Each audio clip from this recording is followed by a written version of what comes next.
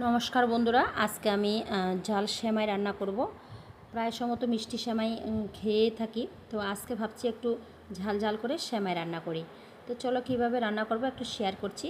রান্না করার জন্য আমি আয়োজন করেছি ক্যাপসিকাম, পেঁয়াজ, কাঁচা লঙ্কা, টমেটো, একটা আলু দিয়েছি। আর যারা আলু খেতে ভালোবাসো না তারা একটা গাজরও দিতে পারো। গরম জল বসিয়ে দিয়েছি, তারপর জলটা যখন একটু ফুটে উঠছে সেমাইটা দিয়ে দিলাম, দিয়ে একটু নাড়াচাড়া করে হালকা হলুদ দিয়ে দিয়েছি যাতে কালারটা খুব সুন্দর আসে। একটু লবণও দিয়ে দিয়েছিলাম, দিয়ে নাড়াচাড়া করে সিদ্ধ হওয়ার পরে ঠান্ডা জলে ধুয়ে নিয়েছি ভালো করে, যাতে একটার সাথে একটা না লাগে। আর এদিকে কড়াইতে তেল দিয়ে দিয়েছি। তেলটা গরম হওয়ার পরে আমি পেঁয়াজ, কাঁচা লঙ্কা, টমেটো, আলু ইত্যাদি সব কিছু, ক্যাপসিকাম সব কিছু দিয়ে ভালো করে কষিয়ে নিয়েছি।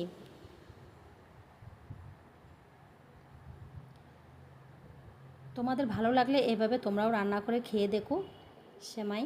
তো ভালো করে আমি নাড়াচাড়া করে ঢেকে রেখেছি। ঢাকনা তুলে দেখি বেশ মজে গেছে। একটু লবণও দিয়ে দিয়েছি।